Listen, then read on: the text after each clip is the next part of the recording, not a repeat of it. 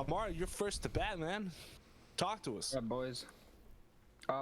Spring's been finally in bloom, which is a great feeling. And I was thinking about some interesting things. So we basically we have now been alive for more than a quarter of a century. And True. in that time, we have seen life-altering things happen to our atmosphere, our biomes, our cities, our environments. Things that are irreparably done in a way that we can't come back from. That's what I mean. So a couple of instances that we see that is that in a lot of places in the U.S., for example, they're now doing research, which they call phenological research, that is studying the trends of when things, if it's a perennial matter such as trees in bloom, when those actually happen, right? And they're collecting data, which is a relatively newer science in that regard, because it was taken honestly a little bit for granted for the past few centuries, right? Because it was very cyclical and very precise. But now we see parts of the West Coast, for example, the Western United States is blooming about 2.5 weeks earlier than originally than its original cycle. Actually, in the East Coast, there are a lot of pockets that are having delayed blooms.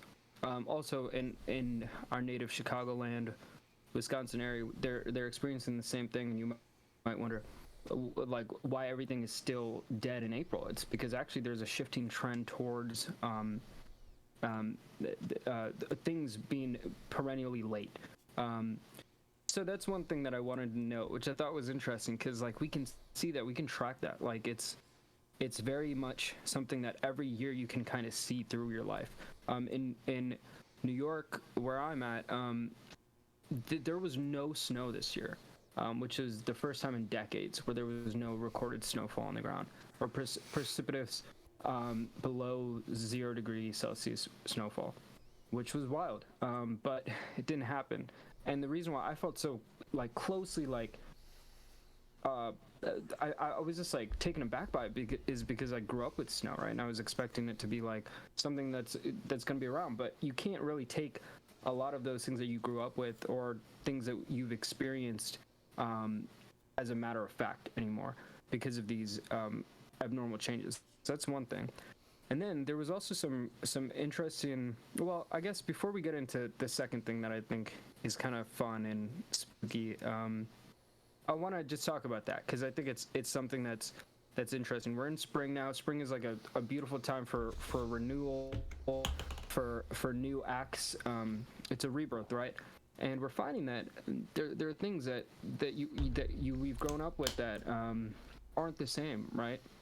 And as adults, it's kind of interesting to consider what's it going to look like. You know, I'm a futurist. I love to see what it's going to look like in 20 years, right?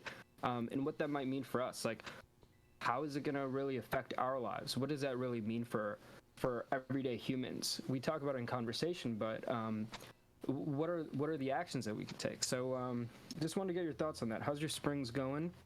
What are your thoughts? How's it been? Have you picked up on any of these things over the years for you guys too? Have you been noticing any changes? Yeah, man, it's just been crazy out here. Like This week was 3 wild. days ago, it got up to like 80 degrees. It was 80. You know, high of like 80. Yeah, basically 80 for like last 3 night- days this week. And then last night it snowed. Yeah, there's snow on the ground. And like I came outside. I was like, I'm gonna go do a drive-through coffee run, and there was just snow on the dash. You know. Just the whole. I'm like, like. I mean, it wasn't like super sticky or anything. It came like just the wipers took it off. But I was like, what the hell? And I'm looking over at the side, like there's a little garden near my front door, and there were tulips. And they were frosted tulips. Yeah. Like so vibrant, so colorful. I'm like, why? What? But why? Like, why is there snow? Like, and I could tell everybody was confused because when I was driving to the McDonald's to get his coffee, I saw so many motherfuckers with snow on the hood of their car. Just like Wow.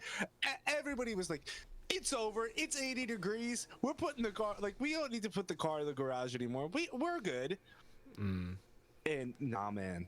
Nah, it got on us. Yeah, I wonder if it's like. I hope it's not. I hope. Oh yeah. I gotta change the title. Yeah, I hope it's not I hope it's not killing like the spring blooms. That would suck. That would be really bad. Well, in some Yeah, right. In some parts. No, it's just that like if the bloom comes, if it's a once a year bloom, and it happens, and then it gets cold and it dies, it's done. It's done for the year, and that's really sad. I was going to school in Iowa. You know, people would talk about the first frost. You know, like, because that's when the farmers would do their harvests, and it was just getting later and later. And I've kind of had that feeling sometimes. Like, I go between two feelings, really. Sometimes I feel like all the seasons are just off by a fucking month. Like, everything just feels a month off. Like, it used to be coldest in the middle of January. Now I feel like it's coldest in the middle of Feb. Used to stop snowing by like end of March, and now it's like dipping into April. But then like 80 degrees is also really weird. And so then I start to think like it's less steady. It's just all over the fucking place. It just can't make up its mind. Like, we're getting really hot days and really cold days all the time now. It just doesn't feel centered like it used to be. Generally speaking, I used to feel like it was always within like 5 to 10 degrees, day after day, and now it's just all over the place. Yeah, I mean, it's interesting too because like things that you don't really pick up on from an everyday perspective, when people study them, they find that these patterns are, like you said, really off. Like for example, like hummingbirds, like they're like arriving 2 weeks earlier in areas of U.S. where they would come in, and it sounds like, okay, what's 2 weeks? But if you think about it, from nature's perspective, those chirps are so important to the cycle of life that's going around, and you're like at the top of the food chain, right? So it's like the least of your worries. But when you're walking down the street and you don't hear any birds, or when you do and it's cold as hell, right? That's the weird part, right? If they're not there, they're not there. But when they're there and it's 20 degrees out, you kind of worry about them, right? You're like, whoa, what? Like, and then that feeling where, Josh, you know that funny orchestra song that's like, it's kind of like a meme whenever spring's around. It goes like da na na na na na na. I sing it all the time. Yeah. Yeah, like you picture like the flowing ebb of life, like coming, you know. But in these regards, like it kind of shifts it to this like weird space where everything feels a little aloof. So I just say let's measure that. Phenology is actually something that everybody can partake in, which is kind of cool. It's not something that's just reserved. What is the definition of phenology? Maybe you give us like kind of a looser definition earlier. I think it comes from the word phenomenon. It sounds like it would. Yeah, the first when I was reading the article you sent, I was like, phrenology? Word? It's the study of like periodic events, but from biological cycle, right? Okay. The phenomena of life. That's like phenomenology. Yeah, Phenology. Maybe this sounds like a mouthful. Phenomenology. Google gives us the study of cyclic and seasonal natural phenomena, especially in relation to climate and plant and animal life. Okay. Okay. It's a whole new field, a whole new world of science. So I wanted to shift a little bit to something that I thought was really actually cool, because it's not as terrifying yet, but for some reason to me, I think maybe it's because I have been consuming a lot of The Last of Us. Just like I played the video game recently. I watched like half the series and I stopped. Some of my favorite streamers have been playing it. Daff was. Yeah. So like I was just watching some Last of Us content, but I read this crazy article about this fungus called Candida auris, and this fungus is infecting people at what they call an alarming rate, but post-COVID, I don't think you should use those words lightly. So I don't even know what the rate is and what's going on. But what's interesting about it is that scientists are now assuming, based on this specific test that they ran on Candida auris, this fungus that is infectious and dangerous to human life, that if you shift the temperatures by about 15 degrees, its shelf life expands. So it actually gets more deadly and more infectious through heat. And so what people are assuming is the reason why there are rising cases in this is because of rising heat level. Oh Jesus. So yeah, so it would be and this is something that people have been talking about since they suspected that once this is a common example that you'll hear. Once permafrost becomes exposed, there are frozen bacterium and viruses that are from a millennia ago, right? And they get released into the air. It's like a cool thing where you're like, oh shit, we're all gonna get killed by things that were killing cavemen, right? But so this is one of those first examples of what we can see from a traceable perspective of something that's really caused by anthropogenic climate change, from a fungal perspective. So it's pretty novel, but again, I think we should post-pandemic we should chill with the word novel, and so it's just like it's a wild time because you're actually seeing like that there are things that weren't here that are existing because of our conditions that we've provided to planet Earth, which really is only fair, to be honest. Like if you think about it biologically, we're asking for these ones. Hopefully, if you know anybody with it, there's only like thousands of cases and things like that. They're good and they're staying alive. But fungal viruses like athlete's foot and things like that are normally pretty benign, but this one's a little more serious. So it's just an interesting thing.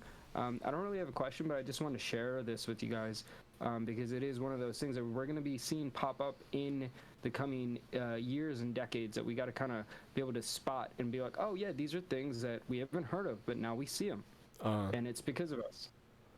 That's interesting because I saw this like pop up. I don't know. It must have been like 2 or 3 weeks ago. I first read about like the Candida auris fungal infection. I was like while I was watching the last one, I was like, oh Jesus Christ! Like it caught my eye because I was like I had just seen like the first episode and like there was that big spiel from the medical panel talking about like how like the greatest risk to human life would be like in terms of like in terms of an infection would be a fungal infection because like they spread via spores and like there's no like antivirus or like antibiotic that we can use to treat the spread of like fungal infection, all this stuff. Like it's just kind of like something that like resists a lot of our modern methods of treatment. So if it spreads quickly enough and it's dangerous enough, then like we're kind of like toothless in fighting it. Yeah, so I saw this, but it's interesting you bring up that it's something that you feel is exacerbated, or like the scientific community feels is exacerbated by climate change. And I wonder if like this is something that we'll have to battle a lot more in the future. I wonder, like, I also wonder, like, in human history, has there ever been an outbreak, like an epidemic of a fungal infection? You know, that's like threatened. I mean, like this is one of them, right? But like, what is like the history of the most deadly fungal infections? Right. Yeah, right. Yeah, I wonder like what our history of battling this kind of infection is, and like what do we do to treat it? I mean, what are doctors doing to treat this right now? I wonder. Yeah, right. Because one thing is that like these affect like the heart and blood, right? So they're like, this one's weird, and it is kind of spory. It's wild. Word. So I don't know what the medical treatment is. Yeah. It says like I've heard that there's like a 30 to 60% But comorbidity and post-pandemic, we always got to consider comorbidity is around 30 to 60% of a death rate. Seems interesting. Yeah, I hear it's mostly like a itself. fungal infection that shows up in like hospitals. I think it's a lot of people who are like ailing from like other diseases that like get this infection, and then like they're dealing with like this like compound infection, right? I'm on the CDC website right now, and it mentions that like it's often multi-drug resistant. Some strains of this fungus are resistant to all 3 available classes of antifungals. So I guess in those cases we're not doing anything. Shit. Yeah, we're actually like we're unarmed. Yeah, I do wonder what that list might look like historically though. It is pretty interesting because we don't actually really think of it that way. Right. Our fellow Now the real question is when do we get a fungus that's gonna infect our brains and then control us and then make us join a hive mind? Because that's when the zombie shit really starts, right? Yo, that was one of my greatest. Realistically, like people are saying the zombie virus, zombie bacteria. You know, fuck all that.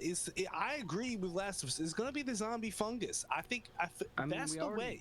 We already do have hive mind. We have ape brain. You know, it's kind of worse. Think about it. Like fucking the amount, like every company that you buy from, like if you buy from 10 fucking companies, you're probably buying from one company. That's the hive mind. No, well I hear you on that. I'm just saying like those things don't get us to bite each other by infection. You want the biting. I need the biting. It's not zombies without biting, dog. It ain't zombies without Here's biting. my thing about that though, is that like if it's a fungal infection in zombies, why would they bite? It spreads by spores. Right? It's not like it's not that's a viral infection though. Viral infections spread through saliva. Like if it's a fungus, it would like release spores and like it would be airborne, right? This is my greatest criticism of The Last of Us is that they created a fungal infection, but the only transmissible, like the way it's transmitted is through bites and entering your bloodstream that way. But it makes no sense to me because like the spores are everywhere. You know, you see them floating in the air in the world. Yeah, but even the Candida virus here, if you read the article, like they do say like it has to get within your bloodstream. It really doesn't affect you if you're just walking around it. So the original Last of Us is spores, and then they changed it for the show to be like a weird thing because they were like, it's a visual medium. We need to show it. I'm like, that's fucking stupid. But yes, that's one thing they changed. The original game, there's a lot of gas mass, so the idea is it's spreading through spores. It was much more related to I forget the name, but the cordyceps infection the ant one. That is, yeah, the ant one. How does that one affect ants? So is it airborne in ants? Through spores, yeah. That's how it happens. It like lands on an ant, and it like gets into like its bloodstream somehow.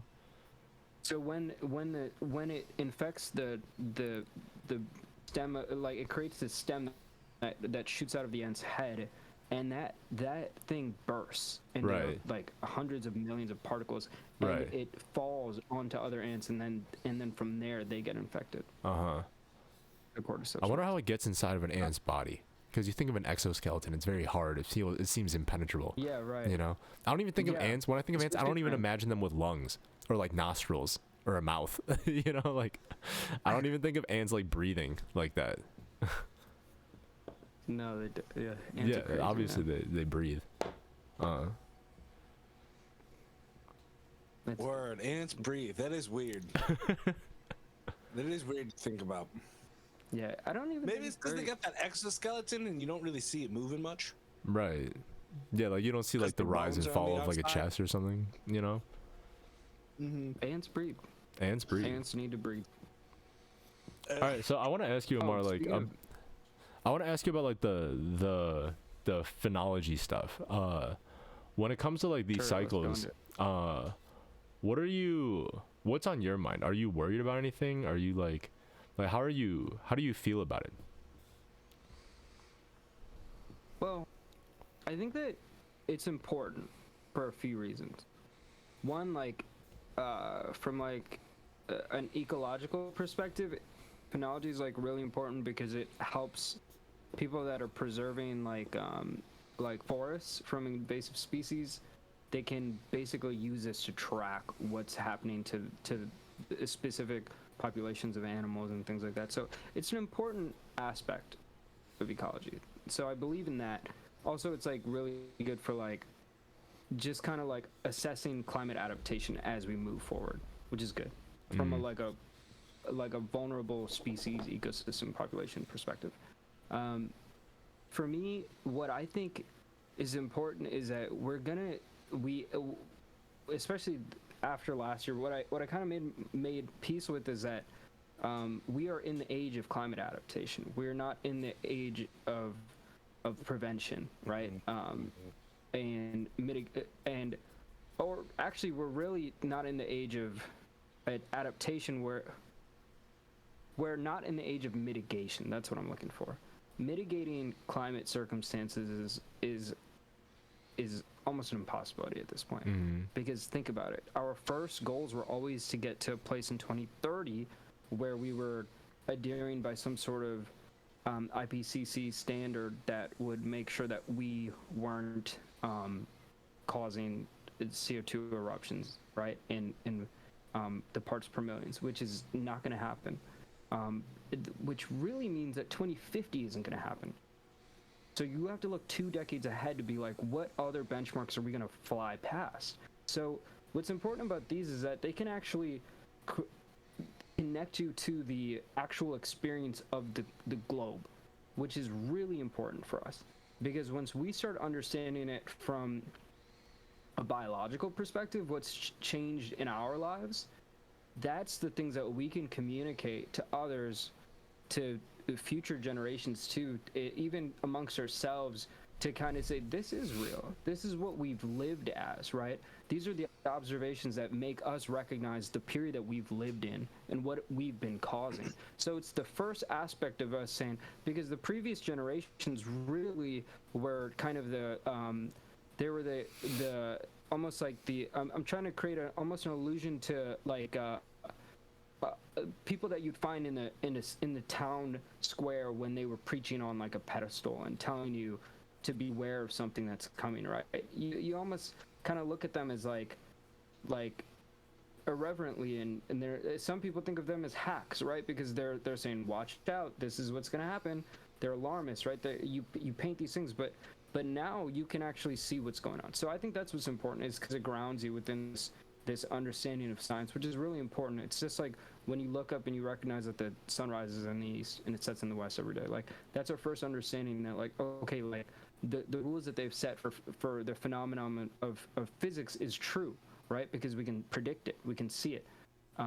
But from here, we have to start understanding those rules from a very physical perspective, from a temporal perspective, because then we can really start accumulating the knowledge that we need to at least foster some sort of genuine recognition, which we all struggle with. We can say these things are true, but can we recognize it within our patterns of life? That's what we all struggle with, right? Because it's the classic example of looking at weather as an actual. People always said you can't look at weather as an indicator of climate, right? They would tell us that since we were kids, when we would go outside and say, it's hot as hell today, this must be global warming. And then people would say, well, that doesn't make any sense because you have to look at it from a 20-year perspective. Well, we've lived for fucking 20 years in this shit. So if you compare it to the last 15 years, which human beings can do because we have math brain, right? You can actually see how weather relates to climate. So that's kind of the thing that I like to take from this, is you can see it. Believe in your sense of time.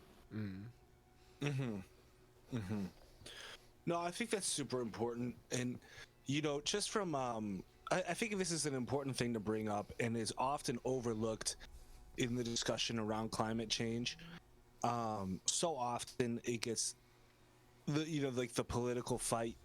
Oh, blur that screen, Amar! Cover that! Blur that screen! Cover that, we're gonna get blocked. If you move, you gotta leave your chair there.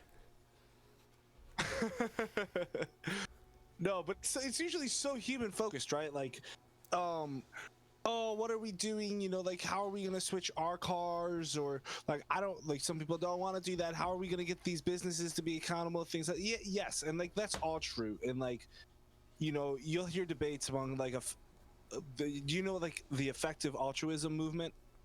You know, where it's like people rank order how much money, like, oh yeah, sure, if you give to this cause, it'll help this much. It'll save like this many lives compared investment. to like this many lives per like dollar invested. Yeah. And some people say like, okay, but like some of the things we're doing on climate change rank very low on that scale.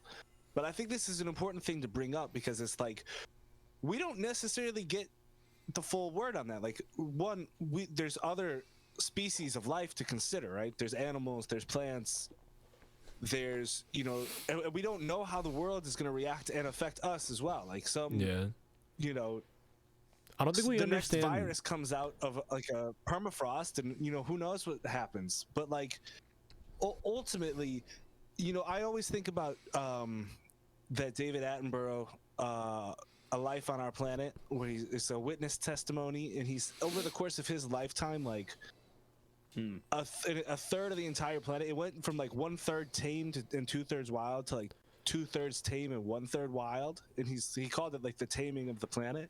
And that's because there's been so much growth in population, and like we haven't really taken the time to like account for what it means to lose like a third of the greenery on our planet, you know. And these are the types of things that, you know, you can't really model this out very well, how all these things are going to change, and it just creates a great unknown. And it's important to remember that if we're trying to preserve things the way they are, it actually is going to take some work. Yeah, I mean, we could think about like economic impact also, we're just right? adapting. Like even like if we like take COVID for example, right? Like if we look at like the like the aftershock of COVID and all the sectors in our society and our modern life that COVID was able to permeate into and affect in a profound way, right? Like, I mean, our economy, like our global economy still isn't recovered from that, you know, like our work culture still isn't recovered from that, you know. It may never, at least like one or the other thing, right? And if you like ask yourself, like I'm just asking myself like a very kind of like elementary question, which is like, if like, for example, like in Chicago, right, we have like an extended summer, right, where heat waves define like a much broader swath of those summer months, right, where like it becomes much more regular to exist in like 90-degree weather, right, like 90 to 100-degree weather in a part of the world where we're not accustomed to that level of heat for that period of time. And like, say for example, in that time, like the AC goes out, right? Like what happens to us in this scenario, right? If I have to like sit and like I'm being asked to like work and like live my life in like a 5-week long heat wave, and like because like the whole world is suffering this, like maybe like we're just a less productive society as a whole in the world, like maybe we don't have the same resources like in terms of like electricity output, right? Maybe we don't have the same resources in terms of like oil and gas, right? Like the kinds of things that power our homes and like that make like modern productivity possible, right? Like how do our lives change at that point, you know? Like, well, just to respond to that, Josh, because I think it's good to also ground it within a global perspective, but I like that you're thinking of it from a you perspective, right? Like an American perspective, but also just like a micro scale. The one thing that I thought of that was like similar was like what happens in Texas when it gets too cold and the electricity grids kind of like freeze out and just things spiral out of control, right? Right. One from Chicago, you might be okay because they're used to extremes, right? Their systems are built for that. It's really a matter of resiliency. They're good. The Midwest is good at resiliency because they've been hurled into this much more intensely, right? Their systems are built for it, but other places aren't. Which brings me to that global perspective where you actually see, like, for example, I know you guys have done research in like heat islands, for example, right? Like where we know if you grow up in. I was thinking about this because I looked out my window and I have east-facing windows, right? Which means that during sunset, I don't get any sun, right? But there are white painted buildings outside that actually reflect light right back into my window, so I get this afterglow. And it's just like that natural albedo effect. And so there are a lot of places, most of them are actually impoverished areas that a lot of their ground is black because of the tar and the concrete, and they don't have grass, right? And so they're people just grow up in hotter areas. Josh, we talked about this actually. One way that I'm recalling this is you were talking about how there was that school, I think it was in Japan, that was next to a place where basically they had carbon monoxide poisoning or some sort of. This was in the U.S. I think this was actually, if I'm not mistaken, and like this is an example from that book that we all read. The book we all read. Yeah, that book that we all read. We all read it? Yeah, we all read the one climate change book that we all read. Somebody remind me of the title. I don't know. I can't remember the author. I didn't read that shit. We all read that shit. Yes, it had like a little dying bee on the cover. It had a tiny little bee on the cover. That book is awesome. Great book. That book is great. Greatest doomsday book of our times. Very Nosferatu. I want to climate change books. Yeah, that book is a banger. But I think it was in Chicago. Uninhabitable Earth. The Uninhabitable Earth. Such a good book. Yeah, the example was like, I think it might have been honestly Chicago, or like some other. It was definitely a U.S. city where like they put up they had these toll stations, right? And like in the old days, like before like iPass, people would stop their cars for very long times, and there would always be cars like stopped at these tolls to pay the toll, right? So there would be like a buildup of CO2 right around that toll. And there were schools built right around like that toll, like that section of the highway where those toll booths existed. And they saw that like kids in those schools were getting worse grades than kids in surrounding other areas, right? And then once iPass came in, they didn't even take the tolls away. They just brought in iPass. So people didn't have to sit in that section of the highway anymore, right? Once they brought that in, like the average, right, like the average, like standardized like test or like grade performance for those kids like went from like a C+ average to like a B+ average or something for those kids. Right? It was a huge market difference in the year when like those iPasses were installed. Because they weren't being poisoned. Yeah, because they weren't being poisoned by carbon dioxide in the air. Yeah. It's crazy. It like I read that and I was like, man, I should get like an oxygen tank for myself. I want some at-home oxygen. Like if I'm ever like just feeling like I need like a productivity boost, I should just like some oxygen. Yeah, so that's why I think. But those are great examples of why I think equity is the biggest piece of the equation, and I don't really want to get into it because it's kind of boring. Maybe we'll do it when we have more or articles related on equity and sustainable development, and I'm sure that will happen. But it's a whole can of worms. But it's the most important sustainable development goal, the SDGs. It's equity from an economic perspective because it really causes all those things that what you're talking about, right? About when it becomes the I. Because there's so many eyes, right? There's 8 billion eyes, and so many of them are just going to get fucked by this one. Yeah.